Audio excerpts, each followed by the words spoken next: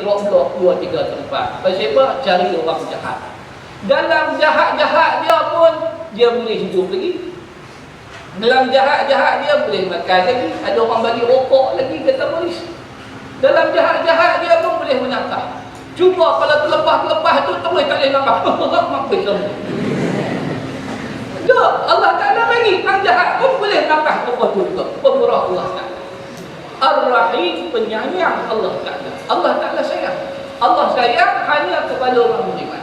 Maka Allah bagilah iman kepada kita, Allah bagi Islam kepada kita, Allah bagi kita suka buat baik, Allah tak bagi kita suka buat jahat. Ar-Rahman, Ar-Rahim. Itu yang kedua. Bila tanya siapa Allah? Allah Ar-Rabbul Alamin. Allah Ar-Rahman Ar-Rahim. Yang ketiga, Maliki Yaumiddin. Allah pemilik hari. Allah pemilik hari pembalasan. Allah pemilik hari pembalasan. Siapa pun hari itu Allah putuskan. Sebab itu apabila satu hadis datang, Ustaz selalu dengar hadis ni, dia menakutkan apabila dengar hadis. Hadis di mana sampai satu saat di hari kiamat nanti seorang dihumban dalam neraka, keluar segala isi perutnya dalam neraka Allah. Lalu orang berkata, bukankah kamu yang menyuruh kami buat kebaikan? Kenapa dengan kamu? Kenapa dengan kamu yang dihumban terburai perut, keluar segala isinya, membelengak segala otaknya? Ketika itu orang bertanya, kenapa dengan kamu? Maka orang ini menjawab, aku dulu di dunia suruh orang buat baik, tetapi aku tak buat baik. Aku suruh orang, aku larang orang buat jahat, tapi aku buat jahat. Maka sebab itulah pembalasan aku. Hadis-hadis begini menakutkan kita, kerana Allah pemilik hari kiamat. Allah pemilik hari pembalasan. Ustazkah kita, ustazahkah kita, tuan gurukah kita, orang biasakah kita, orang alimkah kita, orang awamkah kita, pelajar tahfidzkah kita, pelajar sekolah kebangsaankah kita? Allah tak tanya di hari kiamat. Allah tak tanya perkara tersebut, tetapi Allah tengok amalan kita dan iman kita. Hari itu kalau diputuskan pelajar tahfiz masuk neraka, kerana pelajar tahfiz tidak ikhlas kerana Allah. Kalau hari itu ulama dimasukkan neraka, masuk ke neraka. Tiada siapa yang boleh membuat rayuan, kerana keputusan milik di tangan Allah. Keputusan di tangan Allah. Inilah yang kita Maliki Yaumiddin. Kalau hari itu keputusan yang ulama masuk syurga lah, alhamdulillah. Oleh itu kita masuk syurga dengan rahmat Allah, bukan kerana kita ni ilmu tinggi. Kalau nak kira ilmu tinggi, masuk kubur soalan lain-lain. Masuk kubur soalan sama, ma rabbuka, siapa Tuhan kamu? Soalan yang sama untuk engineer, soalan yang sama untuk pekerjaan, soalan yang sama untuk guru besar, soalan yang sama untuk kaki tangan biasa. Sama sahaja, soalan sama. Hatta tu imam yang mengajar itu esok pun, yang mengajar talqin itu pun esok masuk soalan yang sama akan ditanya di alam Allah. Sebab penguasanya adalah Allah Subhanahu wa taala. Masa tidak ada siapa yang boleh membuat keputusan kecuali Allah. Inilah yang kata Maliki Yaumiddin. Iyyaka na'bud wa iyyaka nasta'in.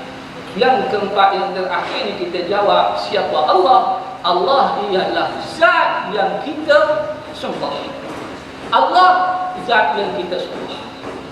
Wa iyyaka nasta'in, dan zat yang kita minta tolong. Minta tolong ni nasta'inu bihi ala ma qudrata alaih. Kita minta tolong benda yang kita tak mampu. Apa yang atas dunia yang kita tak mampu, semua kita tak mampu. Semua kita tak mampu. Tak ada benda yang mampu kita buat kecuali dengan izin Allah. Tak ada benda. Kita tak boleh angkat kunci ni kalau tanpa izin Allah. Ni baru baik demam. Pasal demam ketak dulu. Nak dua kereta mendarat. Bila dah sihat, bawa nyeri 120. Pasal apa? Pasal Allah izin. Kalau Allah tak izin, tak sihat lagi hari ni, tak boleh juga bawa kereta. Tak boleh main kuliah. Sebab tak apa izin Allah. Susah sangat kalau main. Tengok tangan ada, kaki dua ada. Sama ya Ustaz Fahmi, yang sama. Sama apa? Darjah naik 39 darjah Celsius. Jadi nampak macam sama, tapi rupa-rupanya dalam dia tak sama. Allah dah tukar sistem badan daripada sejuk jadi panas. Izin Allah. Ta'ala. Semua dengan izin Allah Subhanahu wa Ta'ala. Maka sebab itu kita minta tolong dengan Allah dalam apa sahaja perkara. Iyyaka na'bud wa iyyaka nasta'in. Pada Allah lah kita sembah, pada Allah jua yang kita minta tolong. Syekh Qutb kata, benda ni kalau kita faham, benda ni yang kita faham, kita tidak akan menjadi hamba kepada sistem manusia. Kita tak akan jadi hamba kepada manusia. Kita tak akan jadi hamba kepada sesama makhluk. Sebab kita tahu kita hamba Allah. Wa ma khalaqtul jinna wal insa illa liya'budun.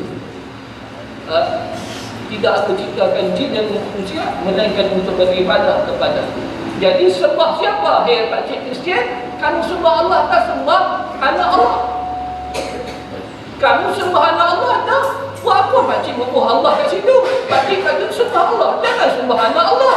Sembah Allah. Sembah apa desa? Sembah Allah.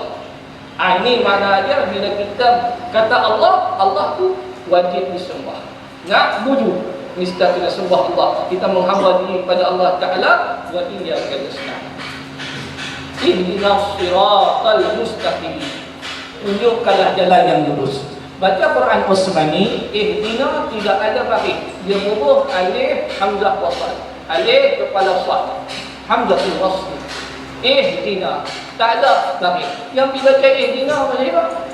Dah lama dah dibaca, tak mau macam tu. Kalau baca itu tak mau. Pasal apa dibaca ihdina? Kawan sebelah baca, saya pun baca. Macam tu tak mau. Pasal apa baca ihdina? Pasal kita tengok huruf yang ketiga.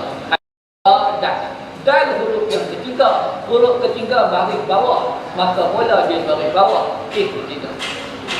Baris bawah huruf yang ketiga, huruf ketiga baris bawah, baris kasrah, maka kita mula baca tidak.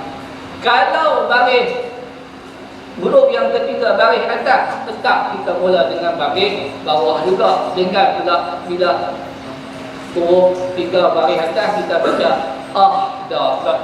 Dia baca tidak. Sama juga. Cuma kalau huruf yang ketiga berbaris di hadapan, barulah kita baca berbaris hadapan. Contohnya unsuru. Dia sad baris hadapan, maka kita baca unsur. Dengan baca insur. Itu kita kena faham sedikit sebanyak dalam bacaan. Ihdinas siratal mustaqim. Tunjukkanlah kami jalan yang lurus. Ayat ni patutnya ihdinas siratal mustaqim alladzina an'amta 'alaihim. Patutnya macam tu ya. Tak payah dah siratal ladzina. Ini nama dia badan. Kalau baca belajar bahasa Arab, nama dia situ ada badan. Badannya ada bahagian, ada 4 bahagian. Belajar SMRA, belajar badan kan?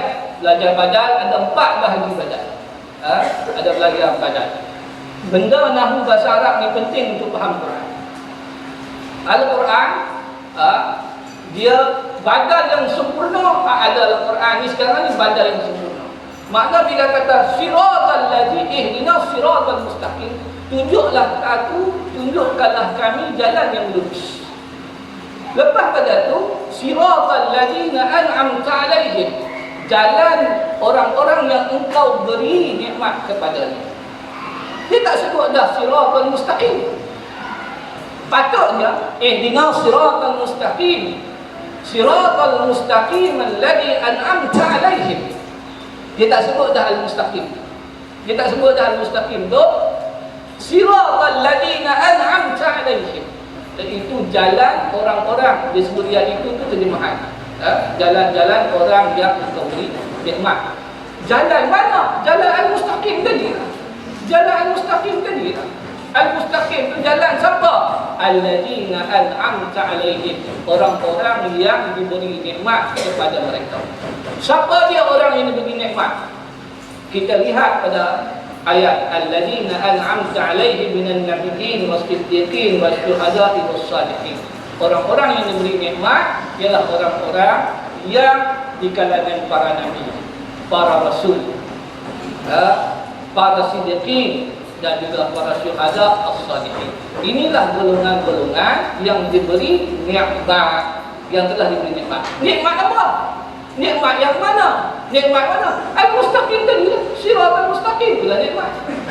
Nikmat mendapat jalan kebenaran, itu nikmat. Nikmat Islam.